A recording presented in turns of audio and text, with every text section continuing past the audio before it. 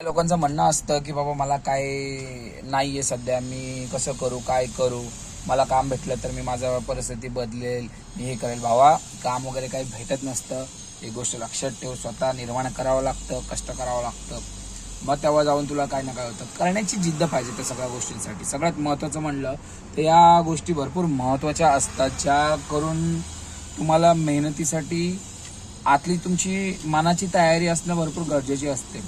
इच्छाशक्ती. आता for example सांगतो तुम्हाला, काही टपोरी पोरं असतात जे भांडणं तणणं करत दारू पीत फुल फिरतात, त्यांना काही टेन्शन नसतं. पण आता काही जण पोरं एवढं मेहनत करतात पण टेन्शन असतात, कारण की त्यांच्यात करण्याचं काहीतरी जबाबदारी असतं, पर्पज असतं. सगळ्यात महत्त्वाचं काही ना काही पर्पज असतं ना, ते पर्पज लय इम्पॉर्टंट आहे की त्याला तुम्ही धरून चालावं.